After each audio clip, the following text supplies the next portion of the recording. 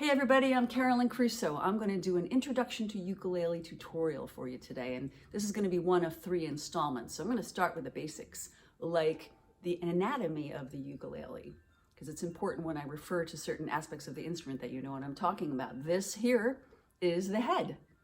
These little things coming out, the white things, those are the tuning pegs. This is the neck. This is the body of the instrument. Really is anatomy, isn't it?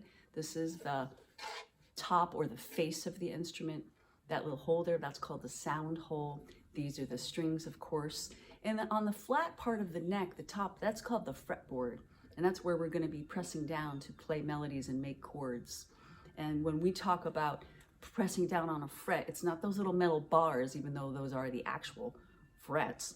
It's the space in between. So we would press that space in between there. That's fret number 1, that's fret number 2, 3, and we continue on up the neck.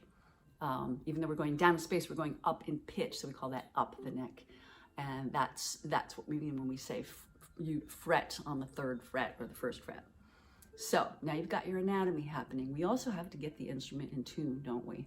So first we need to know the names of the notes. A mnemonic device that I come up with is good cats eat anchovies. So starting from the ceiling to the floor, G, C, E, A. Good cats eat anchovies. It's an easy way to remember.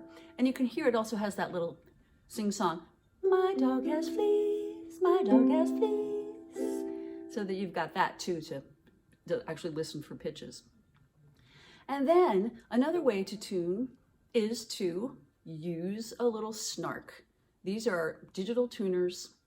They hook right, they clip right onto the headstock or the headstock of your ukulele. And when you turn it on and you pluck your string, it will show you the letter of the string. This is supposed to be a G. Right now, I've plucked a G and it's exactly in tune. It went right up to the middle arrow. If it were to the left, it would be flat and I would need to tighten that string. If it were to the right, it would be sharp and I would need to loosen that string. So you go through your whole instrument, making sure that the string that you're using is connected to the tuning peg that you're actually working with. We'll talk more about tuning in the next round. I want to make sure that we get right to some of the chords so that you can feel like you've got some chords right away after this tutorial. So now let's just rest the instrument here on our right thigh. You can rest your right forearm on the base of the body. You've got the neck of the instrument in the crook between your thumb and forefinger, so you've got a little cradle there, and it's pressing against your body, so it should feel pretty secure. In the beginning, sometimes we want to look at our fretboard, so we tilt it out, and then it begins to slip. So that may happen, but just try to keep it upright as much as possible and look like this instead of turning the instrument out. All right, so we're going to learn a chord right away. Some of the chords on the ukulele are so easy, which is the wonderful thing about it. So we can play a C chord by going to the 1st string. I don't know if I mentioned that. We name the strings from the floor up. String number 1 is the closest to the floor. The next one is 2, the next one is 3, and the one closest to the ceiling is 4. So for the C chord, we're going to pluck this 1st string closest to the floor. We're going to use our ring finger, this one here. Sometimes we call it finger number 3. 1, 2, 3, and thumb.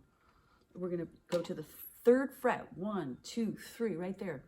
And then we're just going to take the back of our index finger and we're going to gently stroke the strings right there where the neck comes into the body. That's your best tone. You get a C chord, 1 finger, C chord. Pretty cool.